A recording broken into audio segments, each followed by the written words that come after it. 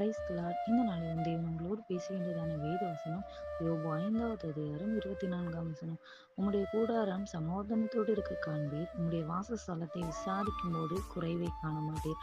ஆமாங்க, யோபு அவருடைய வாழ்க்கையில பல கஷ்டங்களை அனுபவித்தார். அவருடைய கஷ்டத்தின் மத்தியில இருக்கும்போது அந்த எலிப்பாஸ் என்ன பண்றாரு, இந்த ஒரு வார்த்தையை அவருக்கு கூறுகிறார். இன்னைக்கும் நம்மளும் நம்முடைய வாழ்க்கையில அநேக நேரங்கள்ல சமாதானம் இல்லாம வீட்டுல குறைவுகளோடு காணப்படுகிறோமா?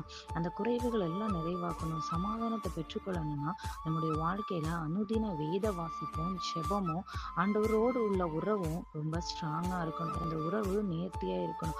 அப்படி இருக்கும்போது நம்முடைய கூடாரத்துல எப்பொழுதுமே சமாதானத்தை பார்க்க முடியும். வீட்டுல எந்த குறைவையும் காண முடியாது. இது நம்ம மாத்திரம் இல்ல, நம்மை காண்கின்ற ஒவ்வொருவரும் சாட்சி சொல்லத்தக்க விதமாய் நம்முடைய வாழ்க்கை மாறும். அவருடைய கரத்துல ஒப்பு கொடுங்க. அவருடைய சமூகத்துல இருந்து தேவ ஆசீர்வாதத்தை பெற்றுக்கொள்ளுங்க. ஆமேன். God bless you all.